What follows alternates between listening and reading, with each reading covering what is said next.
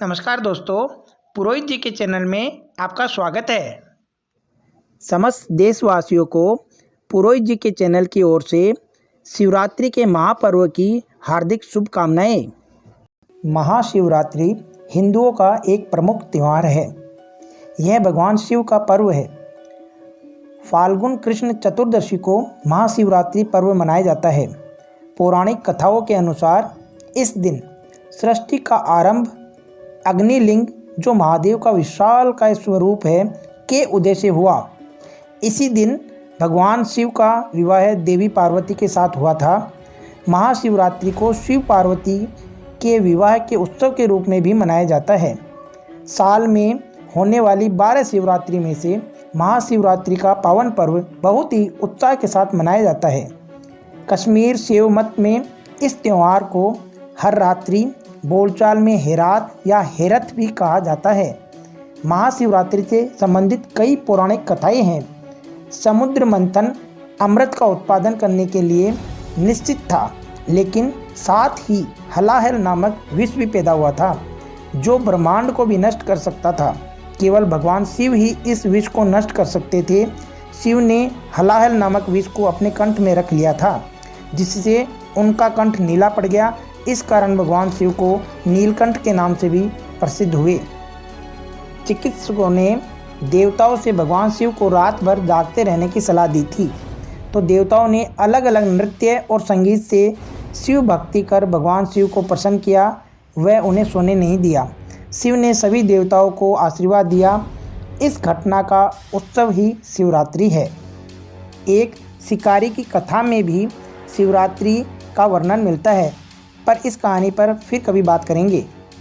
महाशिवरात्रि भारत के अलावा नेपाल, बांग्लादेश आदि कई देशों में भी मनाई जाती है। हमारे जीवन में महाशिवरात्रि का बहुत महत्व है। इस दिन शिव मंदिरों में भक्तजन दूध मिश्रित जल से शिवलिंग को स्नान कराते हैं। फल, फूल, बेर, धतूरा, भांग, गाजर आदि चढ़ाते हैं। चंदन का तिलक करते हैं और धूप दीप करते हैं। भगवान शिव को प्रसन्न कर आशीर्वाद लेते हैं। उपवास रखकर शिव को मनाते हैं। पौराणिक मान्यताओं के अनुसार बेलपत्र चढ़ाने से शिव जी का मस्तक शीतल रहता है। बेलपत्र से भगवान शिव की पूजा करने से दरिद्रता दूर होती है और व्यक्ति सौभाग्यशाली बनता है। बेलपत्र वृक्ष का बहुत महत्व है। बेलपत्र वृक्ष के आसपास सांप नहीं आते। अगर किसी की शव यात्रा बेलपत्र वृक्ष की छाया से होकर गुजरे तो उसका मोक्ष हो जाता है। ऐसी मान्यता है कि शिवजी को चमेली का फूल बहुत ही प्रिय है। कहा जाता है कि भोले बाबा को चमेली का फूल अर्पित करने से वाहन सुख मिलता है। शिव की 12 ज्योतिर्लिंग के रूप में पूजा की जाती है। 12 ज्योतिर्लिंग की उत्पत्ति के संबंध में अनेकों मान्यताएं हैं। विक्रम संवत के कुछ सहस्त्राब्दी पूर्व उल्कापात का अधिक प्रकोप था। शिव पुराण के अनुसार उस समय आकाश से ज्योतिपिंड पृथ्वी पर गिरे और उनसे थोड़ी देर के लिए प्रकाश फैल गया। यही उल्कापिंड 12 ज्योतिर्लिंग कहलाए। 12 ज्योतिर्लिंग इस प्रकार है: सोमनाथ, मल्लिकार्जुन, श्री महाकालेश्वर, ओंकारेश्वर, केदारनाथ, भीमशंकर, विश्वनाथ, त्र्यंबकेश्वर, वेदनाथ, नागेश्वर, रामेश्वरम, घुमेश्वर। इन 12 ज्योतिर्लिंग की विस्तृत जानकारी हम अगले भाग में बताएंगे। वैज्ञानिक दृष्टि से इस रात उत्तरी गोलार्ध कुछ ऐसी स्थिति में होता है कि मनुष्य में ऊर्जा सहज ही ऊपर की ओर बढ़ती है।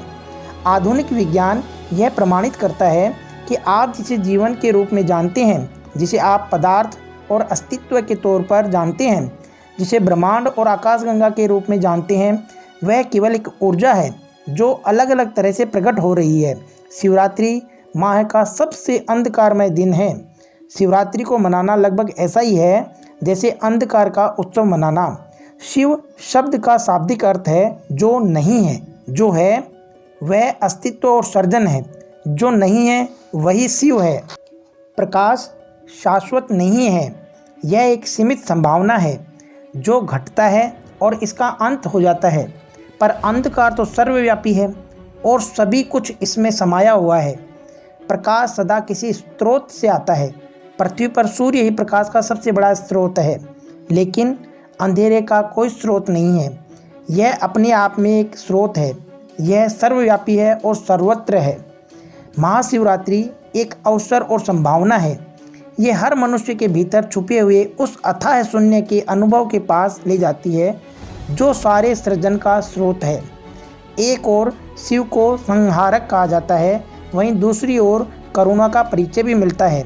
शिव को सबसे बड़ा दानी भी कहा गया है। महाशिवरात्रि कुछ ग्रहण करने की विशेष रात्रि भी है। यह हमारी कामना है कि आप इस रात में असीम शून्य शिव का अनुभव पाए। जय हिंद, जय भारत।